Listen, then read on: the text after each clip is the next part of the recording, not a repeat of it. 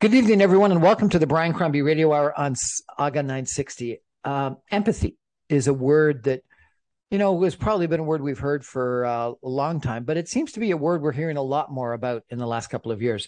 And I've done some shows with people talking about quiet quitting, or the great resignation, or people have taken timeouts to try to figure out what their purpose in life is during COVID.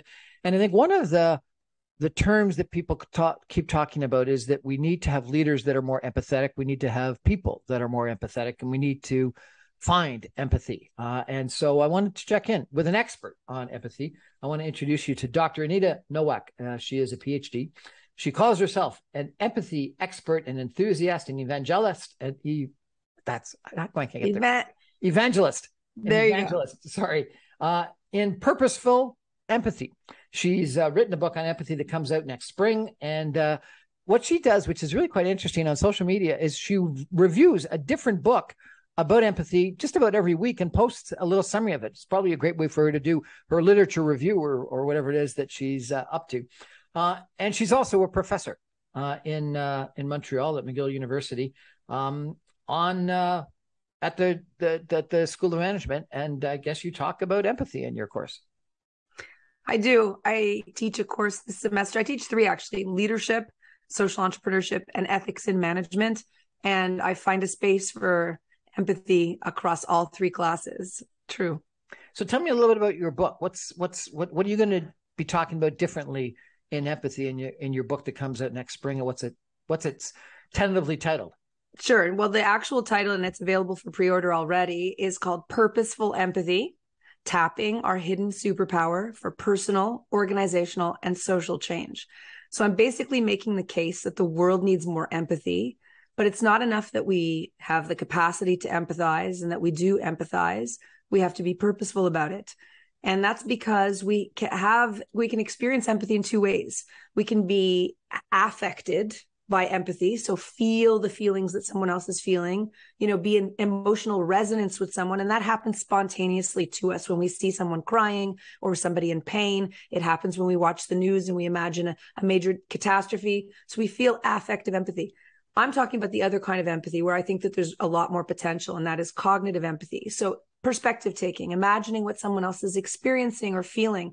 And I think we can do public policy differently. I think that we can intentionally design cultures in organizations and be a purposeful leader, leading with purposeful empathy. So the accent is on doing it on purpose. It just doesn't seem consistent with, the leaders we see out there today, where, you've got, authoritarian leaders, Donald Trump and Pierre Polyev and Putin and strong, manly, testosterone-filled leaders that don't seem to have a lot of empathy, or Elon Musk, that richest man in the world, that is effectively saying buzz off. To people. And, frankly, a lot of CEOs that lately have been saying, you come back to work downtown. If you don't come back to work, you don't get a paycheck. And saying goodbye to the hybrid, work at home model. Where's empathy in any of this? Well, you're right. It's absent, but now we're starting to pay attention. It's having its moment, let's say, on the heels of the Me Too movement, COVID, Black Lives Matter, and in the face of climate change. We collectively, as a planet, like human beings, are in a state of chronic overwhelm, stress, and to a certain extent, trauma. One of the books, I've got 14 around me that I want to share, because you've talked about how I like to feature people who are doing work in the space of empathy. Let's start with this one. Okay, the Empathetic Workplace, 5 steps. Empathetic Workplace. Yes, by Catherine Manning. And she's kind of special to be writing about this, because she worked for the Justice Department for 15 years, actually on victim rights in high-profile cases like the Boston Marathon bombing, the Pulse nightclub and South Carolina church shootings, and Charlottesville, okay? And she talks about how people if people are going to work, there's people that you are working with who are in trauma. And she talks about how listening is one of the most important features to empathy and being an empathic leader. But we are very poor listeners. And I include myself in that because when I've been exposed to real active listening exercises, I'm reminded of how much effort it takes. So let me just read one thing from what she writes.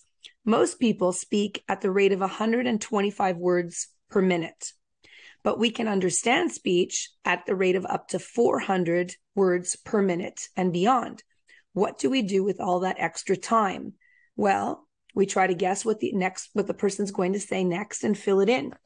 And that's what we do all the time. We're constantly listening for how we can respond, not how we can understand.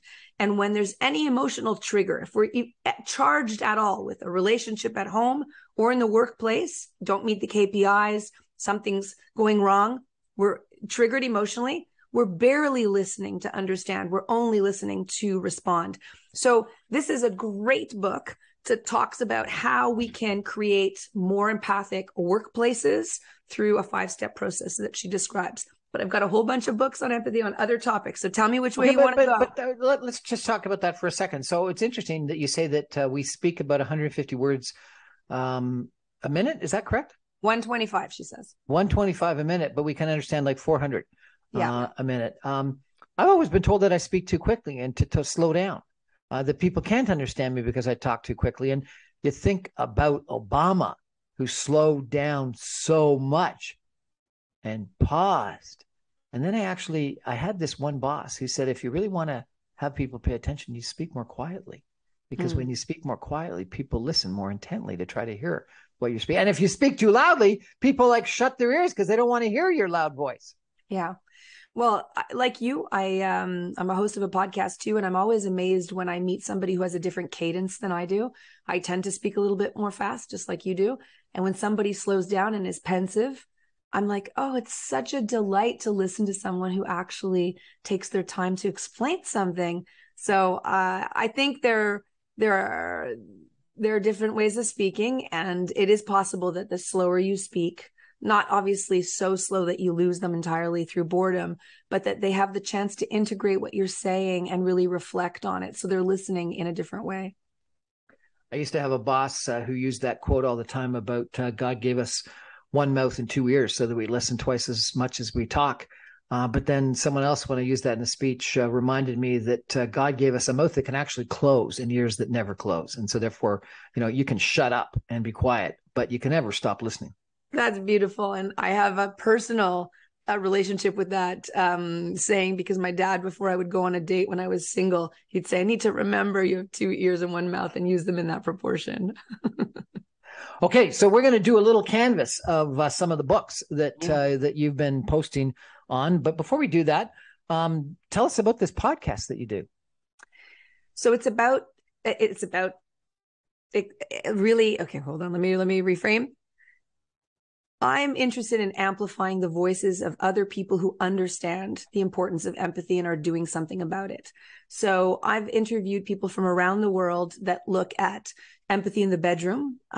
There's a sex therapist that I've interviewed. Empathy in the bedroom.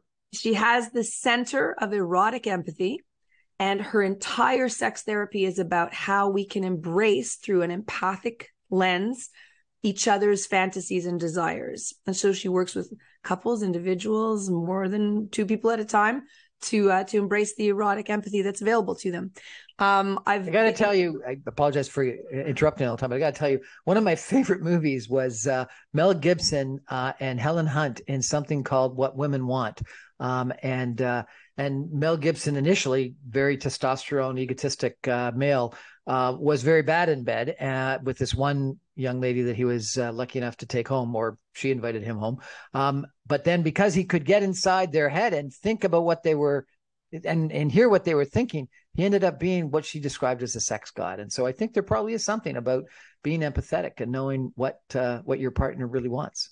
Wow. Anyway, she's fantastic. If you have the chance to interview for your podcast, you should. What's her name? Her name is Amanda Lutterman. Amanda Lutterman. Good last name. Yeah. Okay. And so you interview lots of people like that on your podcast. People from neuroscience, people from psychology, children's development and education, filmmakers, across the board, just anybody who's interested in leveraging the power of empathy in whatever space they can, because it crosses all contexts, the need for empathy. And if people want to check out your podcast, how can they best do that? They can just go onto YouTube or any of their podcast platforms and check out Purposeful Empathy with Anita Nowak, Nowak. Purposeful Empathy with Anita Nowak. Sounds good. We're going to take a break for some messages and come back in just 2 minutes with Anita Nowak. And we're going to talk not only about her book about purposeful empathy, but about several other books about empathy that she wants to share a little bit of their secrets with us. Stay with us, everybody.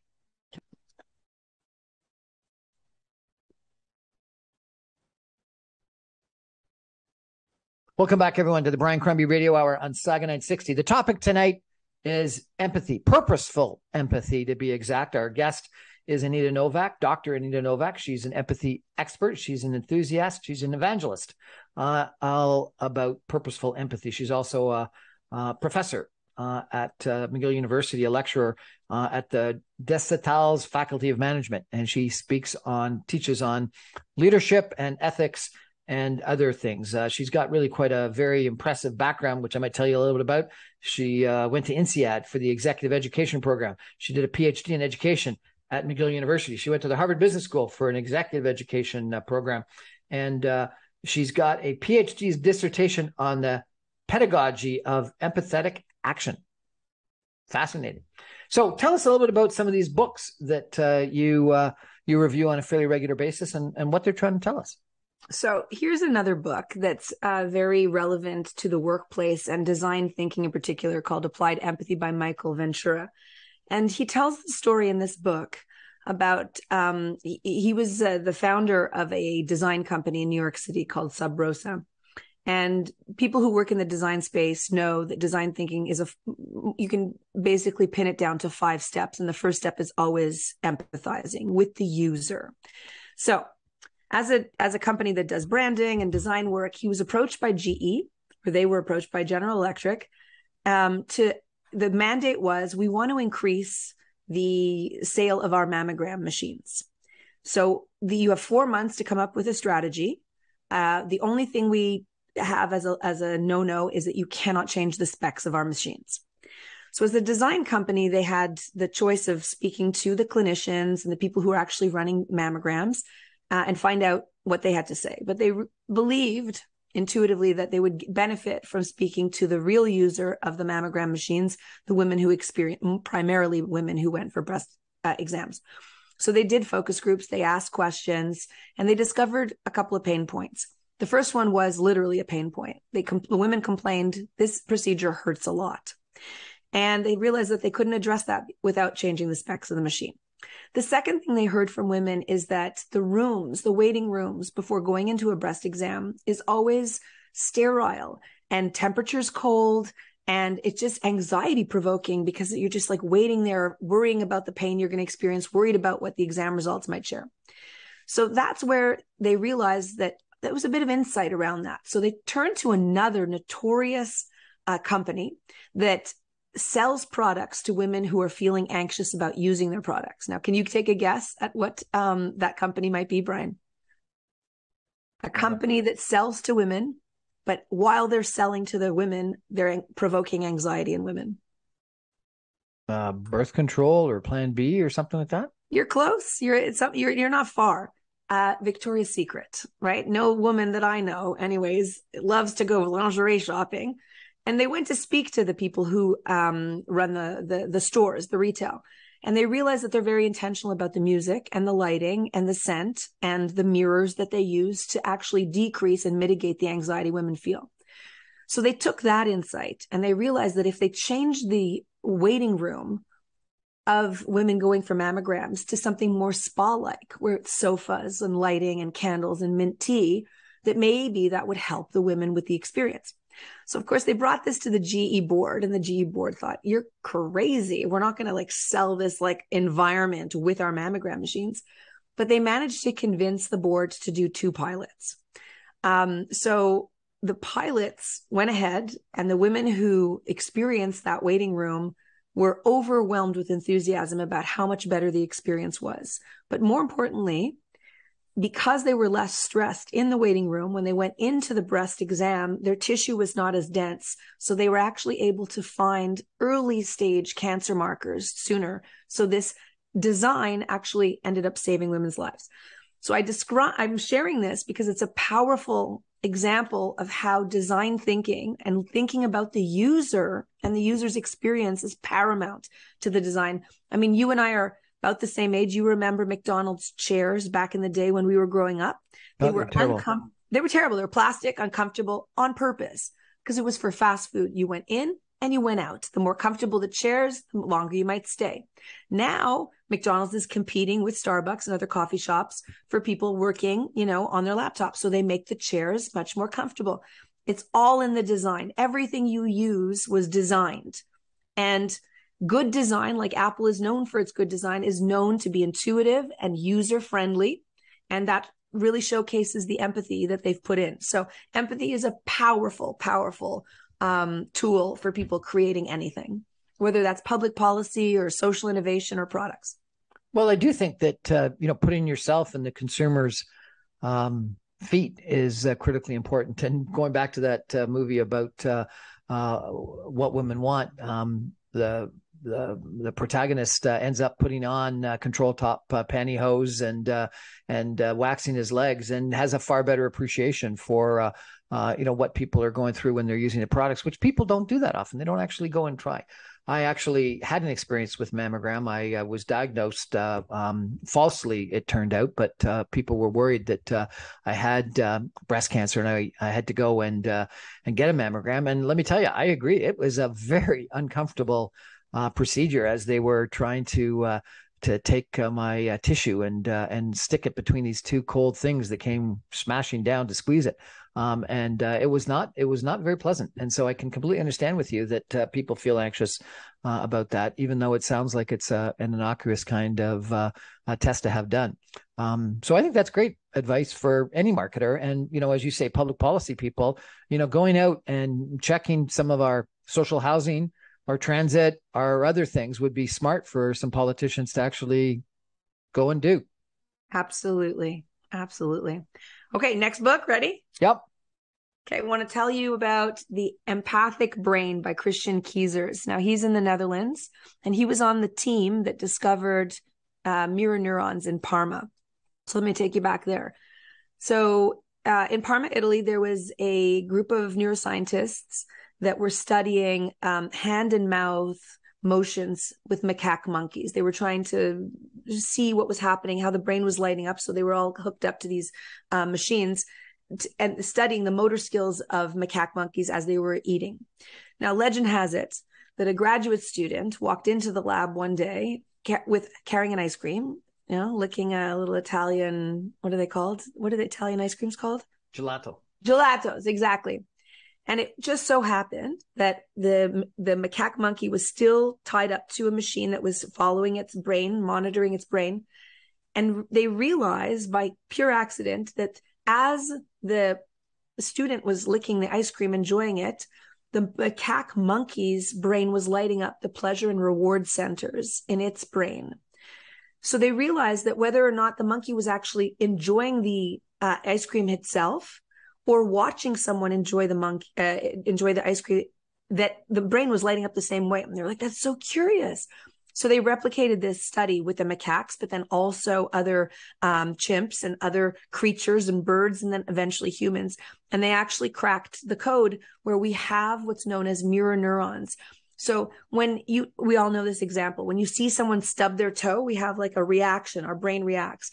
When you see a child who's full on bliss and in delight, our face lights up, our cheekbones rise. But when you see somebody distressed, unless you're somebody have a pathology and you're like really a sociopath, your smile would disappear. If I tell you about an image that we've all seen, remember that child, that boy that was in the ambulance in Syria with dust and blood covered all over him? It's an iconic photograph. It'd be really tough to conjure that in your mind and smile through that. Yeah. That's our mirror neurons at work. We know it also from watching horror movies. With the volume all the way down, is the scene really as scary? No, not at all, because our mirror neurons help us with that emotion.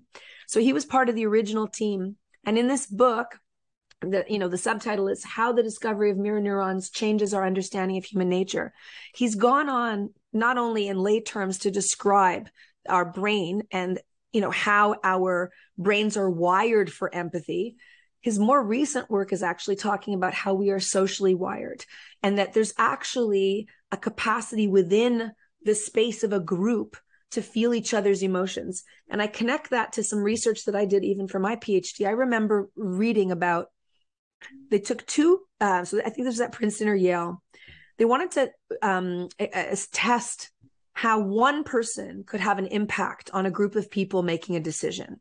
So they used two focus groups, and they used the same actor and who said nothing, not one word in the meeting, okay, with his company. So people who don't typically work together, maybe 15 or 20 people in a group, who had to come to a decision, some kind of consensus around an issue.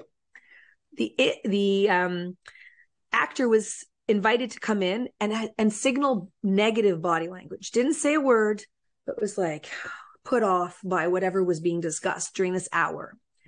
The same actor went into another group, same issue was raised, but the enthusiasm was displayed, like agreeing, like symbol, like showing enthusiasm, like agreement. And the outcome of those two conversations, and they replicated this over and over, and it is, a matter of fact, that one person can change the energy of a room just through their pouting and their negative body language, versus their positive. So, this, if you're interested at all in how our brains and our neurology actually is part of our capacity to empathize, and that we can become more empathic with practice, this is a book I recommend. So let me ask you a few questions. So does that suggest that the negative person, the negative energy, is more powerful than the positive, optimistic energy? No, because the positive energy meant that the group came to a consensus. So one person can change your room positively as easily as one person can change it negatively. Right. And there's a really great TED Talk that talks about social change, that it's only 3.5% of the population that has to be actively involved. So in Montreal, I don't know if you remember a couple of years ago, pre-COVID, Greta came to Montreal, and there was like tens of thousands of people on the city of Montreal. The number went as high as 250,000 people marching, and people ran the numbers, and it was just short of 3.5% of the population of Montreal. But the researchers, and I can find you the name of this, I could send you the link so you can put it in your description, but there's a social scientist that has studied mass mobilization and social movements, and all it takes for a tipping point is 3.5% of the population to swing people, to bring more people where a critical mass moves things along. And you can look at what suffragette, you can look at civil rights, you can look at gay rights, and that was what happened. But I guess it can also be on the negative. Sure. A small group of people can take over the American capital, or a small group of people can take over the Canadian capital city. Exactly right. And hopefully what we're seeing in Iran right now is that we're leading towards that critical mass of change. Okay, last question. If the monkey can feel as much pleasure from watching someone lick ice cream gelato as the person actually enjoying that ice cream, haven't you solved the diet problem? All we got to do is just buy other people ice cream and watch them enjoy it, and we'll get all the same pleasure. We don't have to eat it and get fat. Yeah, maybe I should write my second book about that. Okay, what's next? Next, fabulous, Roots of Empathy by Mary Gordon. This is a great book where she describes sort of the genesis story and the early years of Roots of Empathy. I don't know if you're familiar with Mary Gordon. I interviewed her for my PhD, and I literally took off my sweater in a coffee shop in Toronto because she just emanates so much warmth. I wish I was just saying that to be generous, but that's literally what happened. She's an educator that spent many years of her life as a teacher in elementary school, and she started to notice sort of antisocial behavior among some of her students, and recognized that those students she discerned likely had family environments where there might have been verbal abuse or worse.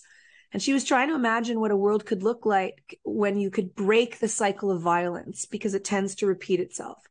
And so she started a program based on a simple idea, like a novel idea, an experiment of what it would be like to bring a baby into a classroom and for children to talk about the needs of a baby.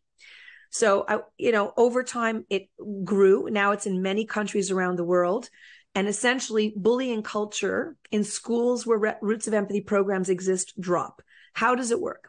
So now they have a legion of parents in a neighborhood that have babies, and they're invited to be the Roots of Empathy babies. And so once a month, a baby who is, let's say, 3 months old in September will come in September, October, November, through the entire school year. And there's age appropriate curriculum for that grade level. So let's say you're a grade 4 class, and you've got the same baby that comes once a month for the 9 or 10 months you're in school. At 3 months, the baby can't do much except cry and maybe giggle and gurgle. But of course, as they evolve, they learn to do a lot of things, crawl and sometimes even talk and sometimes even walk. And what they do in this classroom is they fold out a green blanket. They place the baby in the center. The kids sit all around the side. They say hello to the baby. And then the facilitator starts asking questions. How has the baby changed since last month? What do you suppose the baby's needs are today? And the kids are answering the facilitator's questions. And what's happening organically is that the children are developing emotional literacy. They're learning to express themselves through emotional language. And as a result of that, when it comes time to, let's say, a kid feeling frustrated in class, a child would recognize that frustration and come over and soothe the classmate, saying, I think you're frustrated right now. How can I help you? And so it's an incredible program where a baby is the teacher and the kids learn that empathy is available to them, and it changes the dynamic of a classroom and a school. And other external psychologists and researchers have studied Roots of Empathy schools and have confirmed that the incidence of bullying and antisocial behavior drops. It's an incredible program. So try to read that book. I heard once that empathy is a muscle, and the more you exercise it, the stronger it gets. Do you agree with that? 100%, because we have neuroplasticity. So the more often we think a thought and the more often we behave a certain way, the thicker our neural connection becomes. And if we don't have the thought very often and we don't have the experience very often, that neural pathway will, what's called in the technical language, prune. We get pruned away. So we can decide to think more empathically, behave more empathically, and create new neural connections in our brain all the time through the entire lifespan. We can always create new pathways. And there's new research that's showing by Jamil Zaki out at Stanford that not only can we think better, like more empathic thoughts, behave more empathically, but just having the thought that it's possible to be more empathic changes the motivation that will behave more empathically. So if you believe you can become more empathic, you will be more empathic, which is amazing. We're chatting tonight with Anita Nowak, Dr. Anita Nowak, about purposeful empathy. We're going to take a break for some messages and come back in 2 minutes. Stay with us.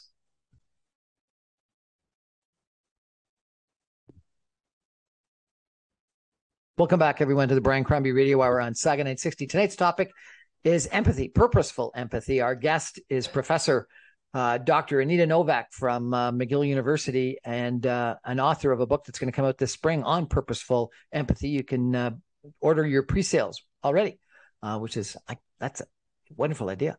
Are you going to do this as an audio book as well as a written book? Yes, for sure. It's going to come out as an audiobook. They asked me if I wanted to audition to read it, and I was tempted, but my agent said, no, go with a real actor who knows what they're doing, silly. So yes, it's coming out. I think you're great. You should do it. Okay, what book's next? So I'm a huge fan of Frans de Waal, and if you're not following him on social media, you'll want to, because his Instagram is delicious. He talks about animals and what we can learn from animals, and he changed my my way of seeing the world, because there's a narrative that exists in society that humans are competitive by nature, hierarchical by nature, prone to violence by nature. And most of that thinking is connected to the 50 or so years of primatological research about apes, chimpanzees. And chimps are all those things. They actually are so violent that they engage in infanticide and homicide. And, they're very, very, they can be also kind, but they can be violent. Now, Frans de Waal, as a primatologist, has studied bonobos instead. And he thinks that if we'd spent 50 years studying bonobo culture and writing about it, we'd have a totally different conception of what it means to be human, because we are very much like bonobos. They are compassionate, collaborative, nurturing by nature. They literally make love, not war. When they have strife in their clan, they engage in orgies as a way of overcoming this strife. This is legit. So I'm not suggesting that humans, follow that. But the point that I'm making with why this is such, for me, a breakthrough to think about is human beings have more DNA in common with chimps and with bonobos than they have with each other. I'm going to repeat that. Humans have more DNA in common with chimps and bonobos than the chimps and bonobos have with each other.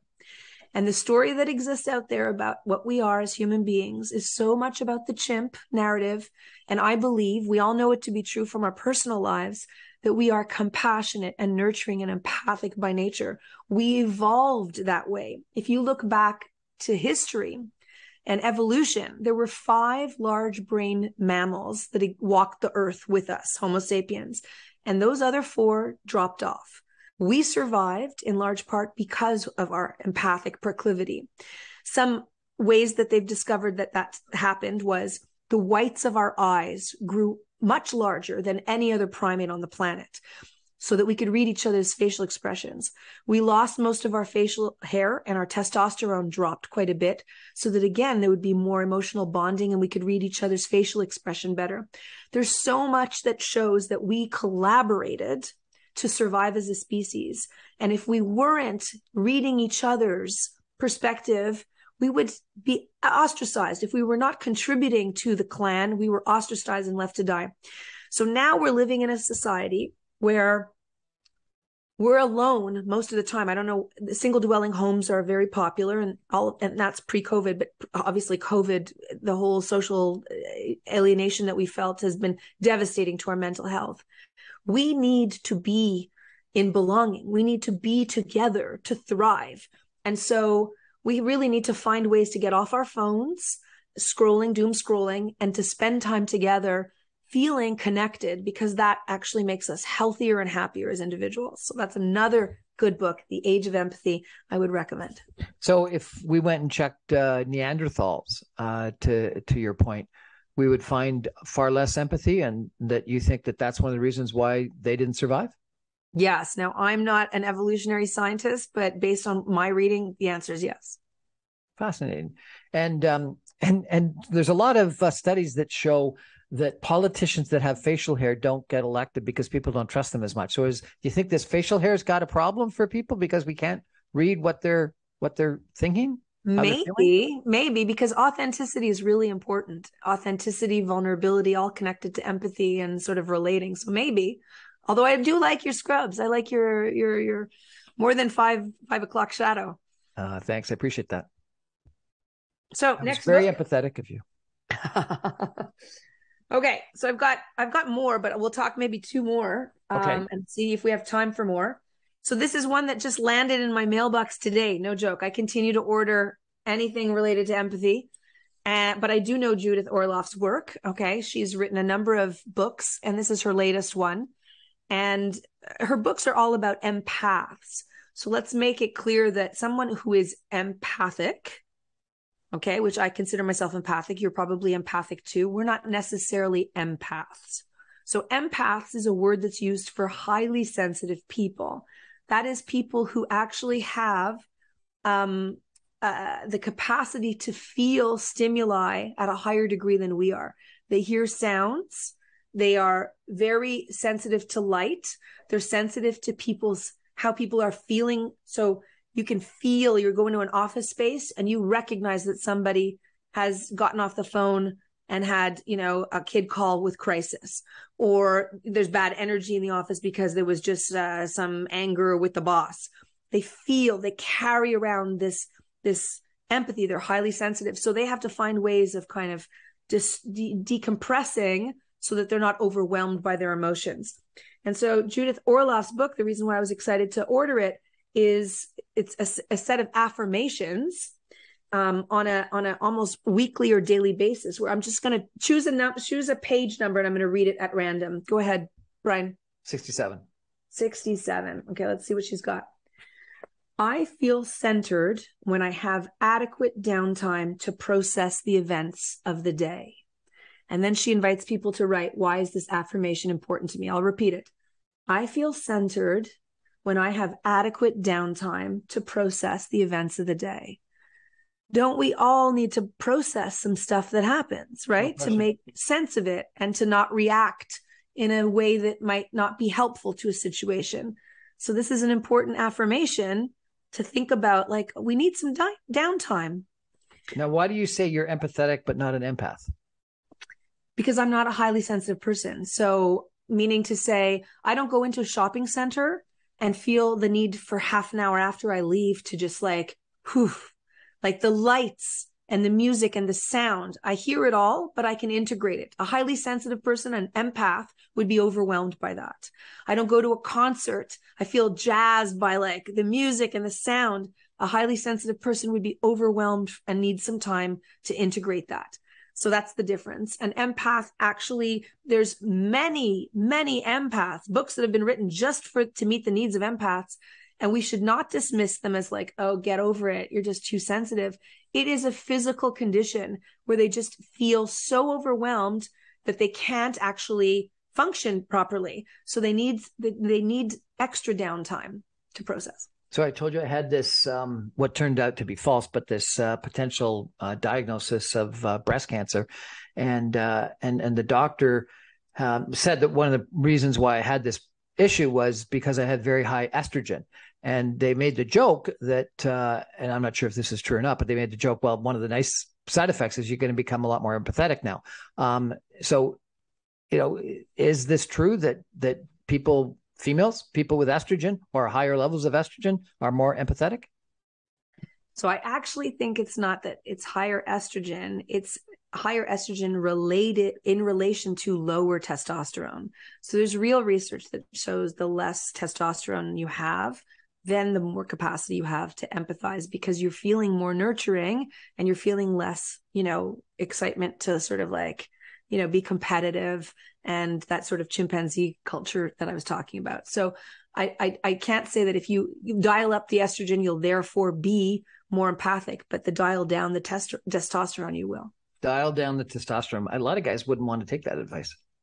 But the older men get, the lower their testosterone is, and that's why they chill out.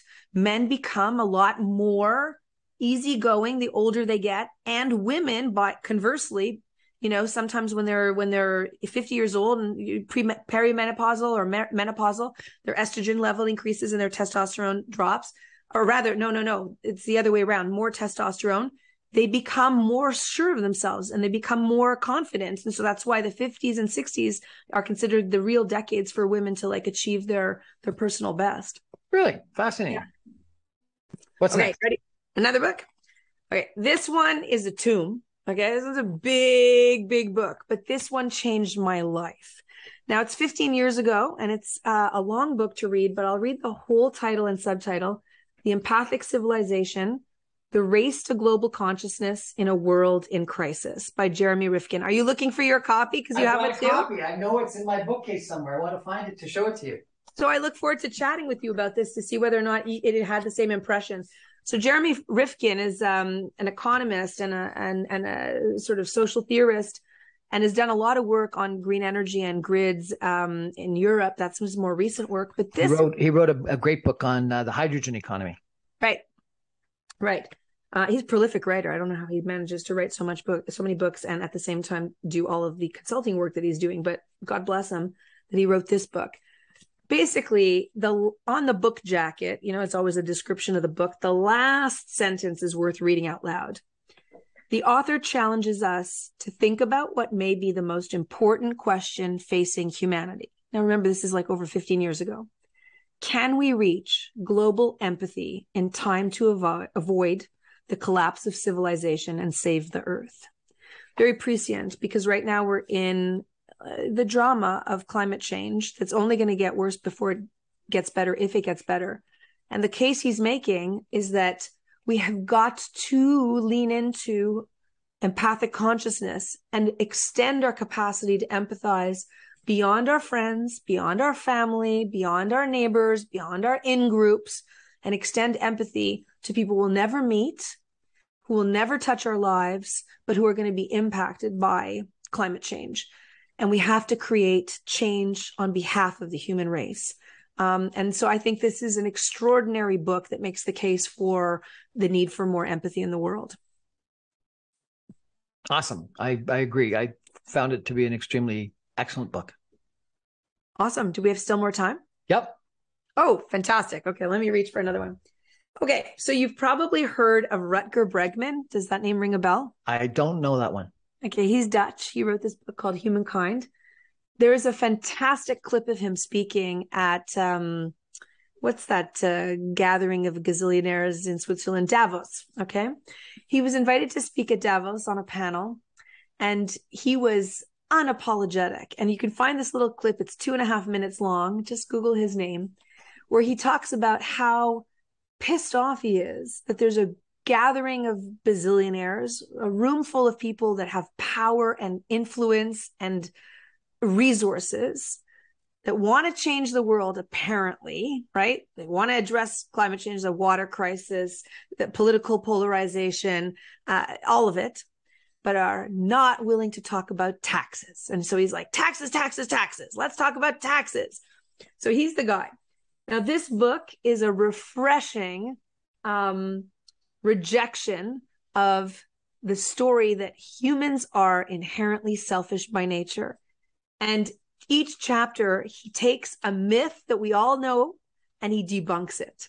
And so one of them that I remember reading about, you've probably recall from high school reading, what's this book where there's a bunch of teenagers that are boys actually that get cast away for whatever reason onto an island, and then they end up killing each other, and it becomes like a whole do you know what I'm talking about? This book, very famous book. I don't. Lord of the Flies. You remember that book, Lord of the Flies? Yes. So he says, is there any example in history anywhere in the world where something like that happened to suggest that, yeah, okay, it all kind of fell apart, all right? And he found a story where there were these teenage boys that were found, they drifted from their boat and they had to live on an island for 18 months and survive. And the opposite played out. They helped each other through everything. So anyways, example after example after example, debunking the myth that we're selfish by nature and that we're human by nature. And, you know, a few little Daniel Pink writes, in a sea of cynicism, this book is the sturdy, unsinkable lifeboat that the world needs. So if you're looking for hope, I would read this book. The lifeboat that mankind needs. Fantastic. Yes. We're chatting tonight with Anita Nowak about purposeful empathy. We're going to take a break and come back with some concluding comments in just 2 minutes. Stay with us, everybody.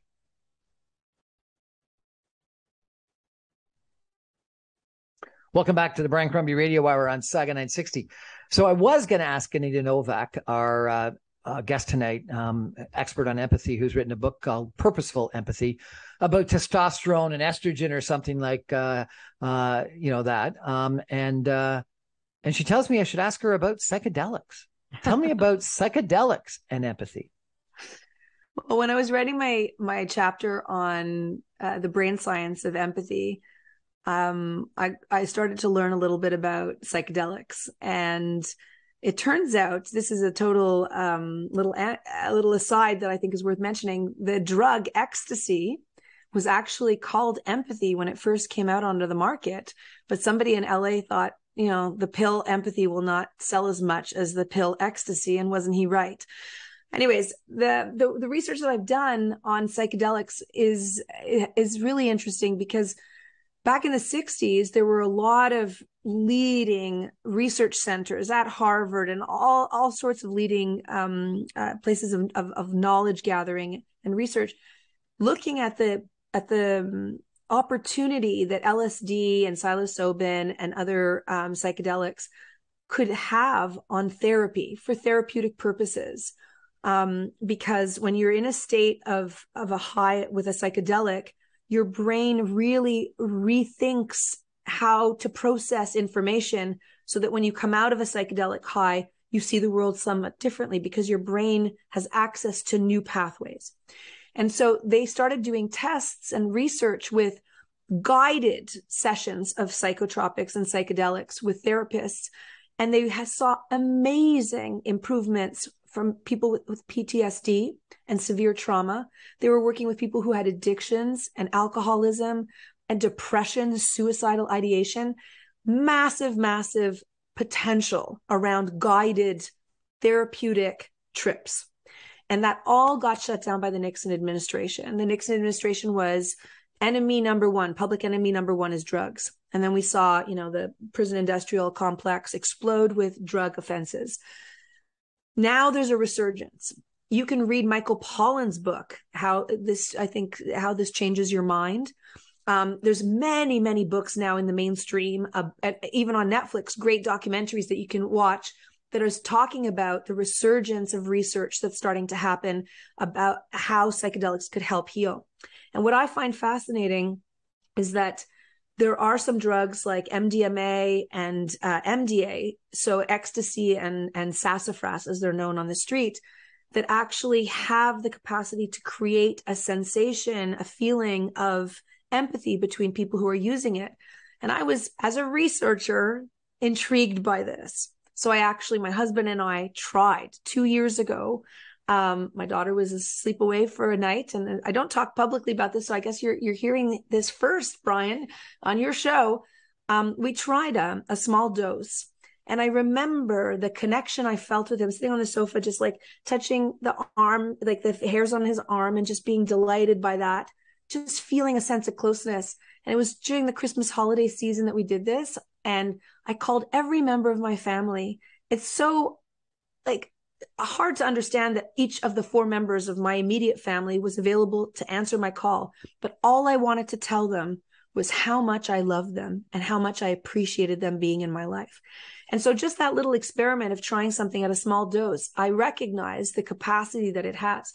Now, I don't want my words to be taken out of context that I think we should all get high on psychedelic drugs and that's going to save the world.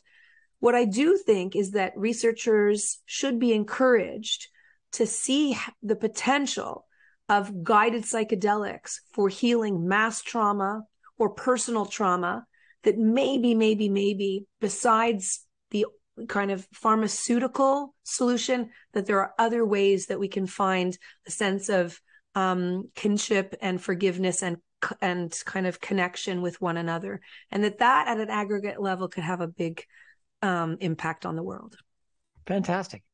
Or maybe we should all just call our moms and our family members and tell them that we love them. That too. You don't have to be high to do that. You don't have to be high to do that. Sounds like good. And hold the hand or brush the arm of a favorite loved one. Anita Nowak, thank you so much for joining us and telling us tonight about purposeful empathy. It's been my pleasure, Brian. I love your show. I hope people will go to hear my show, Purposeful Empathy, and order my book. Thank you for this occasion. Thank you for the occasion. And I know I'm going to buy that book, Purposeful Empathy, and hopefully have you back on to talk about it when it comes out. Thank you so much. That's our show for tonight, everybody. Thanks so much for joining us. I remind you, I'm on every night, 6 o'clock, Monday through Friday on 960 AM. You can stream me online, even from Montreal, at www.saga960am.ca. Good night, everybody.